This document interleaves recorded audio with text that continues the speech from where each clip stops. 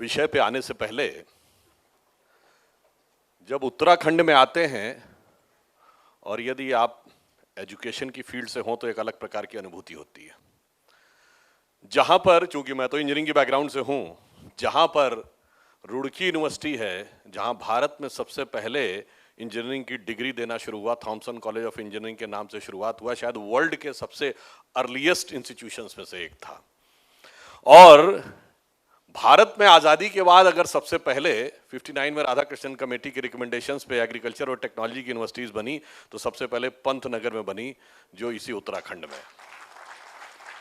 और इससे भी आगे बढ़कर तब एक अलग अनुभूति होती है जब आप लोग देखते हैं, आप लोग सभी लोग व्हाट्सएप फेसबुक तो यूज करते हैं, और जब इसके ओनर मार्क जुकरबर्ग ने कहा था कि एप्पल के ओनर स्टीव जॉब ने उससे कहा था कि अगर जिंदगी में कभी तुम्हें लगे कि तुम हताश हो गए हो, निराश हो गए हो, कोई राह नहीं दिख रही है, तो तुम क्या करना, तुम भारत में जाना, नैनीताल जिले में एक कैंची आश्रम है नीम करोरी बाबा का, वहां पे जाना, वहां से तुमको नई ऊर्जा मिलेगी।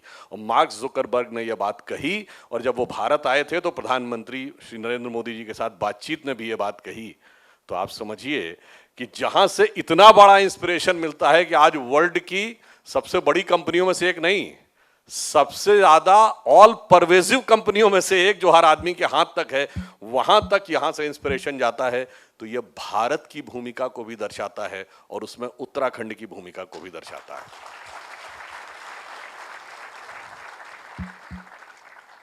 Now if we start on the issue of the education, अगर हम कहें तो if you want to become a leader in the education, then what you have to do. देखिए, बहुत स्पष्ट सी बात ये कहें कि अगर आप एग्जिस्टिंग चीज को फॉलो करते हैं तो you can become prosperous, you can attain a good position, good prosperity, good life, good luxury. But अगर आपको लीडर बनना है तो एग्जिस्टिंग चीज में से अलग हटकर आपकी एक दृष्टि होनी चाहिए कि what is going to be there in the future, and accordingly you can decide. इसका मैं एक एग्जांपल देना चाहता हूं। You all must be knowing कि जब अमेरिका ने अपना एटम बम का प्रोजेक्ट स्टार्ट किया, the name of the project was project Manhattan, 1945 में चल रहा था, before the first atomic explosion was done on 16th of July 1945। Project Manhattan चल रहा था, तो उस समय प्रेसिडेंट थे ट्रूमैन, और ट्रूमैन के एक एडवाइजर थे जिनका नाम था एडमिरल विलियम ले। एडमिरल विलियम ले ने कहा कि mister president, this project Manhattan is going to be a utter failure. This project will never take off. This I am saying as an expert on explosive. अब बताइए, वो सही थे कि गलत थे? वो सही थे, because till that time the science of explosives were only limited to the chemical forces available in the explosive material. जो एक्सप्लोजन होता है वो तो केमिकल रिएक्शन से होता है ना, बट जिसकी बात हो रही थी वो एटॉमिक फोर्स था। केमिकल रिएक्शन क्या है? जो creation and dissolution of the atoms in creating and dissolving molecules, यानी वो एटम के बाहर हो रहा था। एटम के अंदर गए तो एनर्जी कुछ और थी, वहां तक वो नहीं देख पा रहे थे। इसलिए मैंने कहा, और जब उन्होंने देखा और वो एटम बम बना, और उसके बाद वर्ल्ड का पावर स्ट्रक्चर चेंज हो गया। Prior to Second World War, the power center was in Europe, and after that, America became the power center. तो आप ये समझिए कि जब जो दिखाई पड़ रहा है उस पे रिसर्च करेंगे तो ठीक है, पैसा प्रॉस्पेरिटी मिलेगी। जो नहीं दिखाई पड़ रहा है उसकी तरफ जाएंगे तो आपको एक नई दुनिया मिलेगी। इसको कुछ ऐसे समझिए कि समंदर की सतह पर आप अपना जहाज चलाते चले जाएंगे, एक शहर देखने को मिलेगा, दूसरा देखने को मिलेगा, एक देश देखने को मिलेगा, दूसरा देखने को मिलेगा, मगर अगर उसी समंदर में आप नीचे उतरना शुरू करेंगे तो कहीं पे रत्न मिलेंगे, कहीं पेट्रोलियम मिलेगा, कहीं दूसरी एनर्जी मिलेगी, वो चीजें मिलेंगी जो सतह की दुनिया को बदल सकती हैं। तो इसलिए मैं ये कहना चाहता हूं कि आज के जो स्टूडेंट्स हैं, जब आज हम कहते हैं कि हम स्वतंत्रता के अमृत महोत्सव में, प्राइम मिनिस्टर ने कहा है कि यह अमृत काल है। अमृत काल मीन्स 75th ईयर से 100th ईयर जब आएगा, जब सेंचुरी आएगी 2047 में, इस 25 साल में भारत को उस मुकाम तक पहुंचाना है जो हमारा लेजिटिमेट ड्यू था। तो वो कैसे पहुंचेगा?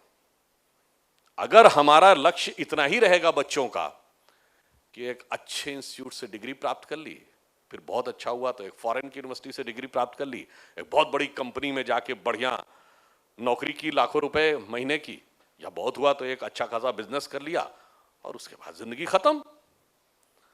तो ये करके क्या अमृत काल का अमृत प्राप्त होगा? जिसके लिए वो अकबर इलाहाबादी का एक बड़ा फेमस शेर है कि क्या कहें अहबाब, अहबाब कहते हैं ना फ्रेंड को उर्दू में, क्या कहें अहबाब, क्या कारे नुमाया कर गए, ग्रेजुएट हुए, नौकर हुए, पेंशन मिली और मर गए। तो इसमें आप फाइनली सिर्फ इतना अचीव करेंगे। बट अगर आप ये देखेंगे कि फ्यूचर की टेक्नोलॉजीज क्या है, जैसे जो इमर्ज होने वाला, जो अभी दिख रहा है, आपको लगता है इसमें कुछ हो सकता है।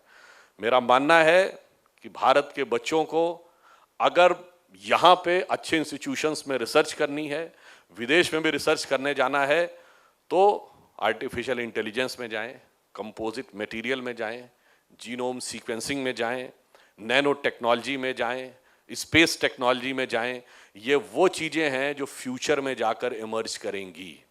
और अगर आप अभी से इसमें जा सकते हैं तो आप सोचिए, तब आप फ्यूचर को प्रभावित कर सकते हैं। मैं डोमिनेट वर्ड नहीं यूज करना चाहता। और एक और बात समझिए, as far as the level of technology is concern, एक बहुत बड़े थ्योरेटिकल फिजिसिस्ट हुए हैं मिशियो काकू, उन्होंने ये स्ट्रेटिफिकेशन दिया है, the civilisations fall in 3 categories, level 1, level 2 and level 3। Level 1 civilisation in terms of technology is that वो जिस प्लेनेट पर रहता हो उस प्लेनेट की सारी एनर्जीज को उसने एक्सप्लोर कर लिया हो और उसे यूटिलाइज करना आ गया हो। लेवल 2 वो है कि वो अपने प्लेनेट से बाहर निकलकर जिस सोलर सिस्टम में रहता हो उस सोलर सिस्टम की सारी लेटेंट एनर्जीज आइडेंटिफाई करके उसे यूज करना आ गया हो। एंड लेवल 3 वो है कि beyond the solar system galaxies में जितनी गैलेक्टिक एनर्जीज है उनको यूज कर लिया हो। अब if you look at this parameter, अभी तो हम अपने ही प्लेनेट की कुछ एनर्जीज को तो आइडेंटिफाई कर पाए, पेट्रोलियम है, गैस है और एयर है, वाटर है। अभी तो टोटल एनर्जीज यहां की बची हुई है। तो in a way we are somehow slightly above the zero level civilisation. ये मैंने इसलिए कहा कि हमें ये गलतफहमी नहीं रहनी चाहिए कि हमने कोई बहुत बड़ा अचीवमेंट कर लिया है। तो आप वो, मैंने सिर्फ ये बताने की कोशिश की कि कितना एक्सप्लोर करने को बाकी है, और जब हम उसको एक्सप्लोर करेंगे then we will be able to achieve what the actual reality is, or whether we can take the to the desired position. अब इसके बाद एक दूसरी चीज आती है। अब मान लीजिए आपने बहुत अच्छी टेक्नोलॉजी अचीव कर ली और 25 साल बाद आप डोमिनेट करने लगे, क्या बनना चाहते हैं? Somebody wants to become an engineer, wants to become a doctor, wants to become a scientist, wants to have a job, a very good job abroad, like some student aspire or dream for having a very good job in US, or some want to become a millionaire. पर क्या इससे piece और prosperity आती है? आप doctor बनेंगे तो doctor बन के भी अफजल गुरु बन सकते हैं। आप सोशल मीडिया एक्सपर्ट बनेंगे तो वो बन के भी कोई बुरहान वानी बन सकता है। अगर कोई ये समझेगा कि वो बहुत अच्छा चार्टर्ड अकाउंटेंट बनेगा तो वो याकूब मेनन बन सकता है। और वो ये सोचे कि अमेरिका में मुझे शानदार जॉब मिल जाएगा, उसके बाद जिंदगी खुश हो जाएगी, तो वो 9/11 करने वाले खालिद शेख या मोहम्मद अट्टा बन सकता है। ये मैंने सिर्फ इसलिए आपसे कहा कि अच्छी एजुकेशन और अच्छी जॉब पीस एंड प्रॉस्पेरिटी की गारंटी नहीं है। और ये मैं ऐसे ही नहीं कह रहा हूं। You all have heard the name of very famous writer Tom Friedman, who has written a very famous book, The World is Flat. उन्होंने 2001 में न्यूयॉर्क टाइम्स में एक आर्टिकल लिखा था। जानते हैं उसका आर्टिकल का शीर्षक क्या था? कंपैरिजन बिटवीन इन्फोसिस एंड अल कायदा। You can say how it can be compared. He said, yes, there are n number of comparable elements. Number one, both started at the same time. Both were powered by the power of youth. both were having the dedicated youth, both were having the talented youth, both have got the global presence एक साथ। बस अंतर क्या था? One for the destructive cause and other for the constructive cause। इसलिए इंफोसिस में millionaire बन के नारायण मूर्ति बनते हैं और अल कायदा का चीफ ओसामा बिन लादेन भी मिलियनर बिलियनर था। It means education is important, but more important is motivation behind the education. Sometime I can say motivation is more important than the education. Because if you look, अब मैं थोड़ा पीछे ले जाता हूं आपको, the India of the decade of 1930s, 40s. In the decade of 1930s, India was, in terms of education, one of the most uneducated countries of the world. Rate of literacy has 7% या 5% के आसपास थी। Germany उसी समय में one of the most literate and educated countries of the world। उस जमाने में हमारे यहाँ उतना परसेंटेज ऑफ लिटरेसी नहीं थी जितने परसेंटेज वहां ग्रेजुएट थे, उससे ज्यादा। India was politically सबजुगेटेड, Germany was one of the most powerful countries. हम इकोनॉमिकली बहुत पीछे, वो इकोनॉमिकली बहुत आगे। But look at the difference. The politically subjugated, uneducated, economically disastered India contributed to the world with Gandhi, and educated, powerful, economically superior Germany contributed to the world with Hitler. इसका मतलब होता है कि ये difference कहां से आता है। तो हमें यह समझना चाहिए कि एजुकेशन से ज्यादा मोटिवेशन इंपॉर्टेंट है। इसीलिए हमारे यहां देखिए किसका महत्व था। अब आप ये देखिए कि हमारे यहां जहां कहीं भी नॉलेज की बात आती थी तो नॉलेज एक चीज थी, उससे ज्यादा इंपॉर्टेंट थी वैल्यूज। अब आप कल्पना करिए, भगवान राम और रावण में तुलना करिए तो नॉलेजेबल कौन ज्यादा था? भाई देखिए, वैसे तो भगवान राम ब्रह्म के प्रतीक हैं, वो तो एक अलग विषय है कि वो ब्रह्म है तो ज्ञान अलग, पर जब वो लीला कर रहे हैं मानव रूप में तो रावण ज्ञानी ज्यादा है। फिर भी राम क्यों जीत रहे हैं? रावण के पास पैसा ज्यादा है, सोने की लंका है, रावण के पास पावर ज्यादा है, सब कुछ उसके पास है, फिर भी वो क्यों जीत रहे हैं? क्योंकि जब रावण हर चीज में ज्यादा, यहां तक कि रावण पुजारी ज्यादा बड़ा है, भगवान का पुजारी वो बड़ा है। वो कहता मुझसा पंडित मुझसा जोधा और न कोई दूजा है, अपने शीशों को काट काट शंकर को मैंने पूजा है। तो इतने बड़े पुजारी तो राम भी नहीं है कि सर काट के पूजा करते हो। फिर भी राम की कौन सी श्रेष्ठता है जो रावण की समस्त योग्यता और शक्ति पर भारी पड़ जाती है? वह है चरित्र। इसीलिए तुलसीदास ने लिखा राम चरितमानस, राम के चरित्र को मन में धारण करिए। और आज प्रॉब्लम क्या हो गई? इसीलिए हमारे यहां प्राचीन काल में, अब मैं उस पे आ रहा हूं, हम वर्ल्ड के टीचर नहीं थे, हम वर्ल्ड के नॉलेज बेस के सेंटर नहीं थे, हम विश्व के जगत गुरु थे। गुरु आज स्टूडेंट्स आते हैं पढ़ने, किस लिए पढ़ने आते हैं? If it is just the acquiring of some knowledge and information, आज तो बुक्स में अवेलेबल है, इंटरनेट पे अवेलेबल है। अगर आप इंजीनियरिंग के विद्यार्थी हैं और आपके मन में इकोनॉमिक्स के लिए इंटरेस्ट हो जाए, एक साल में 20 किताबें इकोनॉमिक्स की पढ़ लीजिए, आप इकोनॉमिक्स के एक्सपर्ट माने जाने लगेंगे। फिर क्या जरूरत है यूनिवर्सिटी में आने की? यूनिवर्सिटी में आने की इसलिए जरूरत है कि यूनिवर्सिटी आपके विचारों को, संस्कारों को सही दिशा में मोटिवेट करती है। अगर टेक्निकली नॉलेज पे जाएंगे तो गूगल के पास हम सब में से किसी से ज्यादा नॉलेज है, पर गूगल के पास नॉलेज है, वो दुनिया नहीं बदल सकता। दुनिया बदलने का प्रोसेस मोटिवेशन से आएगा। इसीलिए जब हम जगत गुरु थे तो क्या कहा जाता था? यहां लोग किस चीज की शिक्षा लेने आते थे? कहा जाता एतद देशे प्रसूतस्य सकाशादग्र जन्मना स्व स्व चरित्रम शिक्षेरन पृथ्व्याम सर्वमानवा। जहां अपने चरित्र की शिक्षा लेने पृथ्वी के सारे मानव आते थे। इसलिए हम जगत गुरु थे। हम उनकी personality, thinking process, thought process को टोटल ट्रांसफॉर्म करते थे। तो फाइनली आप ये समझिए कि अगर आपका मोटिवेशन सही है तो आप एजुकेशन के द्वारा सही दिशा में चीज अचीव कर सकते हैं। और वो मोटिवेशन आता कहां से है? वो सही दिशा में जाना है, ये आता कहां से? अभी आप कहेंगे चलिए तो पर्सनल लेवल पे बताया, मैं ग्लोबल लेवल पे बताता हूं। आज रशिया यूक्रेन की लड़ाई चल रही है, चाइना का एग्रेसिव मॉडल है। पिछले 70-75 सालों में पूरे वर्ल्ड की जियोपॉलिटिक्स किन चीजों से गवर्न हो रही है? एनेक्सेशन, चाहे 91 में कुवैत का इराक ने करने की कोशिश की हो, या सब्जुगेशन, या डोमिनेशन। यही तो करना है ना। या तो छोटे कंट्री को एनेक्स कर लेना है, जैसे तिब्बत को चाइना ने कर लिया था, या फिर सब्जुगेट कर लेना है। और अगर सब्जुगेट भी नहीं कर पाए तो एनी हाउ डोमिनेट करना है इकोनॉमिकली, फाइनेंशियली, कि दूसरे देश पे हमारा कंट्रोल बना रहे। पर अब आप यही उदाहरण देखिए कि जब भगवान राम ने लंका पर विजय प्राप्त की तो क्या उसका एनेक्सेशन किया? नहीं। वहां कोई अपना वॉइसरॉय या डिप्यूटी अपॉइंट किया, यानी सब्जुगेशन किया? नहीं। क्या उससे कोई ट्रीटी साइन करवाई, यानी डोमिनेशन किया? नहीं।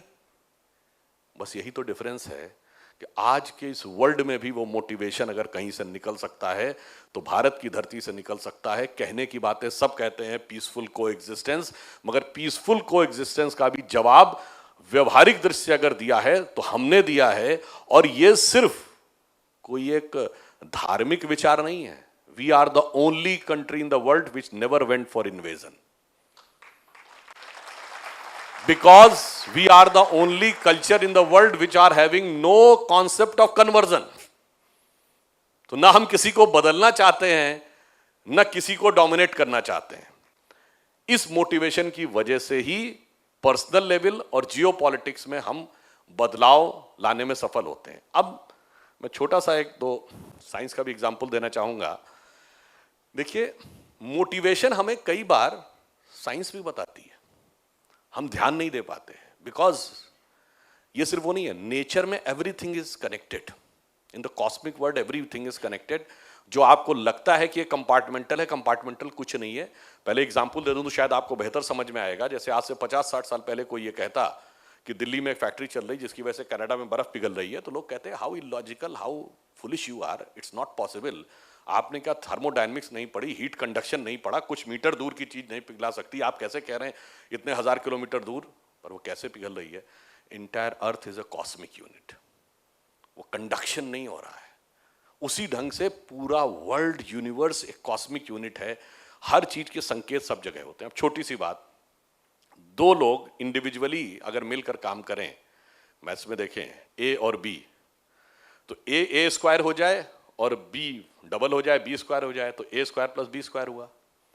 पर अगर ए प्लस बी का होल स्क्वायर कर दीजिए तो क्या हो जाता है? A square plus B square plus 2ab, तो ये एडिशनल मिल जाता है। अब आप आइए फिजिक्स का एक एग्जांपल देखिए। कोई चीज किसी सरफेस पे ऐसे खड़ी रहती है, क्यों? एक एक्शन नीचे है और ऊपर का रिएक्शन उसको सपोर्ट कर रहा है। दोनों फोर्सेस अगर एक दूसरे को सपोर्ट नहीं करेंगे, वो अपने अपने फोर्स की तरफ खींच लेंगे, द सिस्टम विल कोलैप्स। और तीसरा उदाहरण देखिए, वो और भी वीर है जिन्होंने केमिस्ट्री पढ़ी होगी। जब दो एटम्स के बीच में बॉन्डिंग होती है तो दो प्रकार के बॉन्ड होते हैं, इलेक्ट्रोवैलेंट एंड कोवैलेंट। कोवैलेंट वो होते हैं जिसमें दो एटम्स के बीच में एक इलेक्ट्रॉन का साझा हो जाता है, और इलेक्ट्रोवैलेंट वो होता है कि एक ने दूसरे को इलेक्ट्रॉन दे दिया तो वो निगेटिव चार्ज हो जाता है, जिसने दिया वो पॉजिटिव चार्ज हो जाता है। तो बिकॉज ऑफ इलेक्ट्रिक फोर्स वो एक हो जाते हैं। और दोनों में ज्यादा स्ट्रॉन्ग कौन होता है? Electrovalent bond. इसका मतलब क्या है? प्रकृति भी यह संकेत देती है कि जब आप त्याग करते हैं तो बॉन्डिंग ज्यादा मजबूत हो जाती है। अविद्या में जीरो एक एंटिटी है और विद्या में जीरो एक अनुभूति है। इसलिए अविद्या के लिए न किसी गुरु की जरूरत है, न पात्रता की जरूरत है, न अपने अंदर कोई परिवर्तन लाने की जरूरत है। जाइए पढ़ लीजिए। विद्या के लिए आज भी पात्रता की जरूरत है, अपने अंदर एक बड़ा चेंज लाने की जरूरत है। चूंकि वह अनुभूति का विषय है, इसलिए गुरु की जरूरत तब भी थी, आज भी है। अविद्या के लिए न तब थी न आज है। जिसको हम कहानी समझते हैं, उस कहानी में कितनी गहराई है।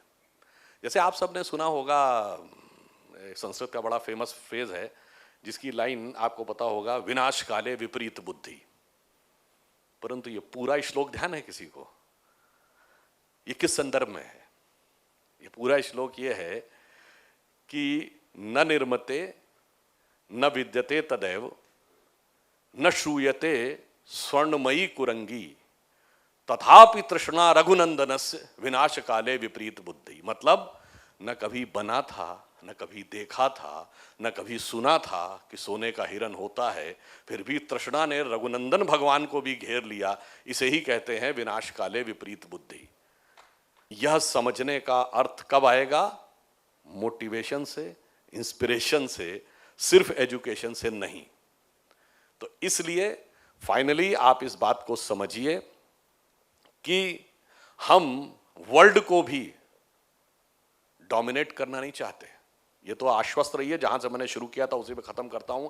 स्वतंत्रता का अमृतकाल है और स्वतंत्रता का अमृतकाल समाप्त होते होते आश्वस्त रहिए कि हम वर्ल्ड की सबसे पीक पर होंगे। मगर कैसे? इकोनॉमिक सुपर पावर बन के नहीं, इंटेलेक्चुअल सुपर पावर ही बन के नहीं, मिलिट्री सुपर पावर बन के नहीं। ये तो डोमिनेट करने के लिए बनती है और इसका कालखंड बहुत थोड़ा होता है। कोई देश 100 साल से ज्यादा, 150 साल से ज्यादा दुनिया को डोमिनेट नहीं कर पाया।